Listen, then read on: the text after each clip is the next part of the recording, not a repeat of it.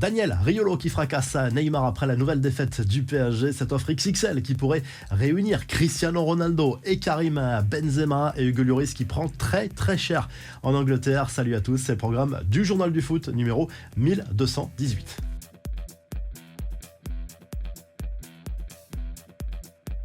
Et de 2 pour le PSG, le club parisien a enregistré sa deuxième défaite de la saison dimanche soir au Roazhon Park face au Stade Rennais. Score final 1-0 pour les Rouges et Noirs avec un but du capitaine Amari Traoré. On a vu une équipe parisienne complètement inoffensive, incapable de bouger cette équipe rennaise qui, elle, reste au contact des places européennes. Neymar a lui été catastrophique, ce qui lui a valu les critiques de Daniel Riolo sur RMC. Il qualifie le Brésilien de pire flop de l'histoire. Christophe Galtier, lui, a réclamé une vraie prise de conscience de la part de ses joueurs. Seul point positif pour les Parisiens, la titularisation de Warren Zaïre-Emery comme le plus jeune joueur de l'histoire du PSG. A débuté un match en Ligue 1 à 16 ans et 313 jours très précisément.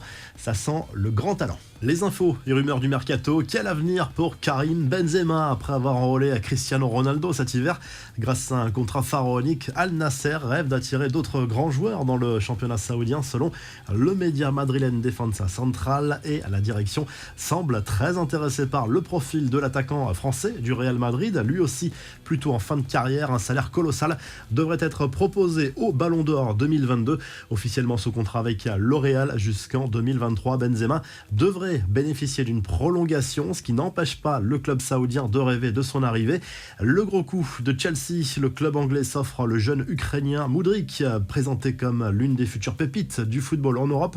Les Blues ont finalement devancé Arsenal sur ce dossier grâce à une offre folle au Shakhtar Donetsk, 100 millions d'euros, bonus compris. Allez, on passe aux infos en bref. Hugo Lloris prend très cher en Angleterre. Le gardien français n'échappe pas aux critiques, notamment sur les réseaux sociaux, après une nouvelle faute de main qui a coûté l'ouverture du score à Tottenham lors du derby contre Arsenal dimanche en Première Ligue. Score final 2-0 pour les Gunners qui confortent leur place de leader dans le championnat anglais. L'Angleterre est choquée aussi par l'agression d'Aaron Ramsdale par un supporter de Tottenham à l'issue du match. Alors qu'il a tourné le dos au public, il a reçu un coup de pied de la part d'un fan descendu à toutes enjambées sur la pelouse.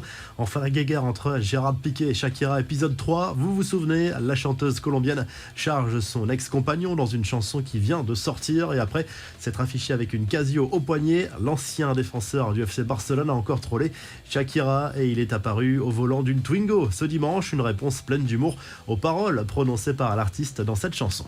La revue de presse, le journal L'équipe revient sur la défaite du PSG dimanche soir en Ligue 1 sur la pelouse du Stade Rennais. Deuxième revers en seulement quelques jours après la défaite à Bollaert le 1er janvier dernier pour les Parisiens qui voient revenir Lens et Marseille très fort au classement. Les 100 et or sont à 3 points désormais en deuxième position. Les Olympiens à 5 longueurs des Parisiens. Du côté de l'Espagne, le journal Sport jubile après la victoire du FC Barcelone en finale de la Supercoupe d'Espagne contre le Real Madrid. C'était dimanche soir en Arabie Saoudite. Score final 3-1 pour les Blaugrana qui ont surclassé sur ce coup-là le club merengue. Gavi a été très bon avec un but et une passe décisive. C'est le premier titre d'ailleurs pour Xavi sur le banc du FC Barcelone. Et du côté de l'Italie, la Gazette dello Sport revient sur les difficultés sportives mais surtout économiques de la Juve qui va devoir se serrer la ceinture lors des prochains mercato. D'ailleurs, c'est le flou total concernant l'avenir de la vieille dame, rattrapée par des affaires sur la gestion de ses comptes. Si le journal du foot vous a plu,